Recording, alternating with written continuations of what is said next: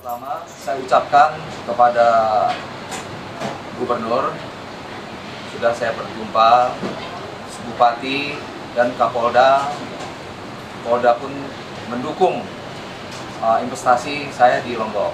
Tetapi ada gangguan tanah sudit itu, ya sudah ingkrah dan pelakunya pun sudah dihukum 1 tahun 9 bulan. 2023 masuk sebagai mafia tanah. Dia berulang lagi menggunakan suratnya itu lagi. Kedua, yang 1,7 ini kan dipagar, sudah dipagar, rupanya dibongkar paksa oleh Sahnun dan membawalah orang-orang yang tidak dikenal seperti preman gitu, yang dibawa pimpinan seorang pengacara oknum bernama ND. Coba jelaskan lebih pengacara kita lebih jelasnya. Oke, ya terima kasih. Saya sebagai kuasa hukum dari klien kami dari Sudin. Oke, kami sangat menyayangkan untuk saat ini daerah Lombok itu banyak sekali mafia tanah, bahkan mereka juga sudah pernah diadili dan pengadilan memutuskan mempunyai kekuatan yang tetap, ya, mereka itu sebagai tersangka dalam kasus mafia tanah 1 tahun 9 bulan. Tapi mereka saat ini ketika keluar, bukannya mereka insaf, tapi malah mereka umat lagi.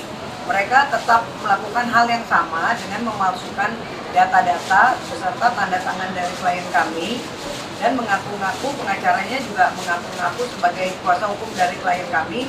Mereka itu menjual lagi lahan kita dan mereka merusak lahan kita menggunakan membawa preman-preman dengan cara-cara yang tidak terpuji, melakukan pengrusakan, pagar-pagarnya hilang, dicuri juga.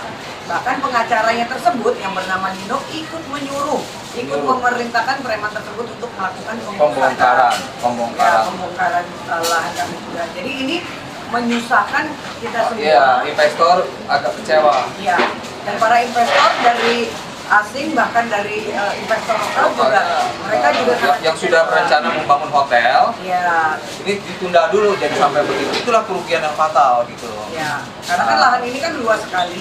Yang mereka kuasain aja 1,7 hektar. Yang 1,7 hektar ini atas nama Sudin. Belum lagi hanya 120 hektar. Itu pun diganggu. Termasuk satpam-satpam kita ini udah diancam, mau dibunuh, diapa segala macam. Nah, tapi kita laporin ke Polres Lombok Tengah, luar biasa, langsung ditindak dengan tegas. Bahkan juga ada beberapa investor yang mereka tipu juga, ya, karena mereka juga udah menjual lahan kita kan. Ya, untuk jalan. Untuk jalan. Jadi memang kasusnya ini sudah beberapa dan berulang, gitu kan. Makanya kami saat ini menindaklanjuti untuk bicara tegas bahwa mafia tanah di Lombok ini harus segera diberantas. Mungkin abang kita, Bang Effendi. Ya, baik, terima kasih. Perlu saya tambahkan komentar dari bersama tim hukum tadi. Yang pertama perlu kita tegaskan satu, bahwa kami sebagai kuasa hukum dari klien kami bernama Pak Sudin, Sarjana Ekonomi. Beliau adalah seorang investor yang akan bekerja sama dengan investor luar, itu baik dari Jepang maupun dari Singapura. Berarti grup mereka ini sebagai investor besar. Tentu harus ada kepastian hukum di dalam mereka menanamkan investasinya, khususnya di Provinsi Nusa Tenggara Barat. Jadi tadi sudah disampaikan ada beberapa problem-problem yang dialami oleh klien kami, Pak Sudin ini, di dalam rencana investasinya, terutama gangguan-gangguan dari kelompok orang yang kita duga adalah sebagai praktek premanisme. Tentu ini akan mengganggu iklim investasi yang akan dilaksanakan. Tidak hanya mengganggu, bahwa mereka ini sudah berpikir ulang, ada keraguan untuk menanamkan investasi besar-besaran di Nusa Tenggara Barat. Nah, kita sebagai kuasa hukum tentu mengkomunikasikan kepada stakeholder, terutama kepada pemerintah daerah, agar memberikan kepastian hukum dan kenyamanan berinvestasi di Nusa Tenggara Barat. rekan kita Pak Andrea pun sudah menyampaikan bahwa sudah bertemu sama stakeholder atau para pemangku kebijakan di Nusa Tenggara Barat. Pertama sudah berkomunikasi dan bertemu kepada Gubernur NTB, Bupati dalam rangka untuk mensinkronkan agar investasi di NTB ini menjadi sehat, yang tentu akan meningkatkan juga perekonomian di Nusa Tenggara Barat.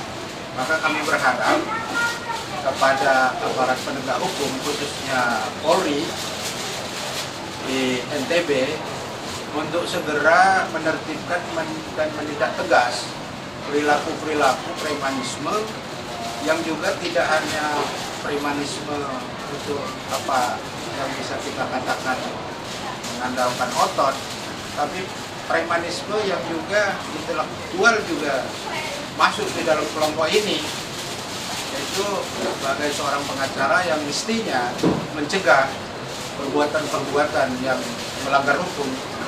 Malah beliau sebagai pengacara yang berinisial MD ini memerintahkan dan menyuruh kelompok orang untuk membongkar pagar milik klien kami di atas tanah seluas 1,7 hektar. Jadi sekali lagi kami mohon kepada pihak kepolisian, karena proses hukum sudah berjalan, kita sudah membuat laporan atas pengerusakan dan pengakuan atau penyerobotan tanah. Tentu kami berharap agar proses ini diproses secara transparan, cepat, yang bisa menimbulkan kepercayaan kepada investor begitu. Kalau ada kepastian hukum dan tindakan-tindakan yang cepat. Sejalan dengan harapan kami, tentu juga adalah bagian daripada untuk mendukung dari program Presiden sendiri, bagaimana iklim investasi di Indonesia itu bisa menjadi sehat, yang bisa mendatangkan kepercayaan dari investor luar untuk menanamkan modalnya di Indonesia, untuk mempercepat pertumbuhan ekonomi kita.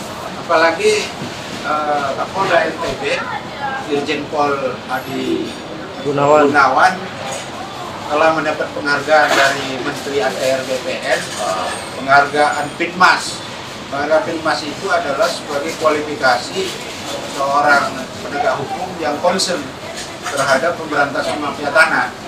Nah, tentu predikat beliau yang sudah mendapat penghargaan tersebut agar tetap mendapat kepercayaan dari masyarakat, maka kami mohon segera ditindak dengan tegas para premanisme yang ada di Lombok Barat ini. Begitu barangkali harapan dari kami sebagai kuasa hukum untuk juga membantu iklim investasi yang sehat ini.